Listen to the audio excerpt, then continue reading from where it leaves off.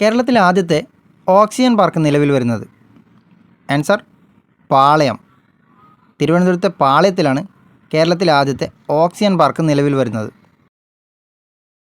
Indian senior വനിതാ cricket ടീമിലെത്തുന്ന ആദ്യ മലയാളി താരം? ആൻസർ മിന്നുമണി. മിന്നുമണിയാണ് ഇന്ത്യൻ സീനിയർ വനിതാ ക്രിക്കറ്റ് ടീമിലെത്തുന്ന ആദ്യ മലയാളി താരം.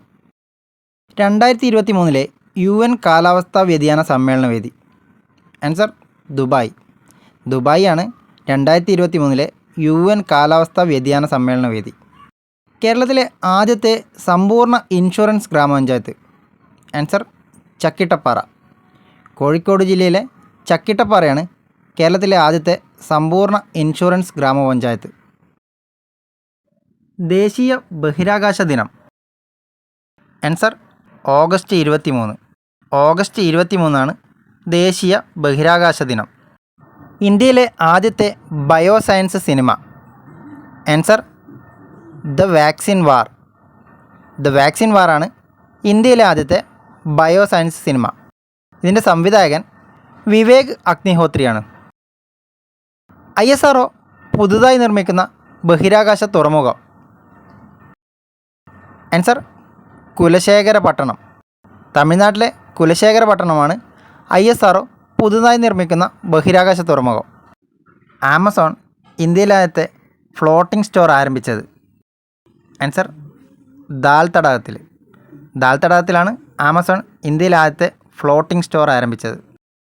കേരളീയം 2023 ലോഗോ തയ്യാറാക്കിയത്? ആൻസർ ബോസ് കൃഷ്ണമാചാരി. ബോസ് കൃഷ്ണമാചാരിയാണ് കേരളീയം 2023 ലോഗോ തയ്യാറാക്കിയത്.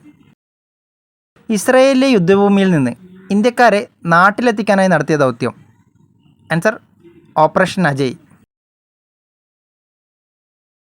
കേരള സ്റ്റേറ്റ് ഫിനാൻഷ്യൽ എൻ്റർപ്രൈസ് ഇടപാടുകൾക്കായി പുറത്തിറക്കിയ mobile application? Answer KSFE power. Mithali രാജിൻ്റെ ജീവിതകഥ അടിസ്ഥാനമാക്കി പുറത്തിറങ്ങിയ സിനിമ? ആൻസർ ശബാഷ് മിത്തു. കേരളത്തിൽ ആദ്യമായി നടന്ന അന്താരാഷ്ട്ര കാലിഗ്രാഫി ഫെസ്റ്റിൻ്റെ വേദി? ആൻസർ കൊച്ചി. 2023 സെപ്റ്റംബറിലെ വിജ്ഞാപന പ്രകാരം കേരളത്തിലെ ഏറ്റവും വലിയ ജില്ല? ആൻസർ ഇടുക്കി. കല, സാഹിത്യം, സാംസ്കാരിക മേഖലകളിലെ സമഗ്ര സംഭാവനക്കുള്ള കേരള നിയമസഭാ പുരസ്കാരം ലഭിച്ചതാർക്ക്? Answer MT Vasudevan Nair. യുനെസ്കോയുടെ സാഹിത്യ നഗര പദവി ലഭിച്ച കേരളത്തിലെ നഗരം? ആൻസർ കോഴിക്കോട്. 2023 വയലാർ അവാർഡ് ജേതാവ്? ആൻസർ ശ്രീകുമാരൻ തമ്പി. ജീവിതം ഒരു പെൻഡുലം എന്ന ആത്മകഥയ്ക്കാണ് അവാർഡ് ലഭിച്ചത്. 2023 വേൾഡ് ഹാപ്പിനെസ് ഇൻഡെക്സ് ഒന്നാമത്തെ രാജ്യം? Answer Finland.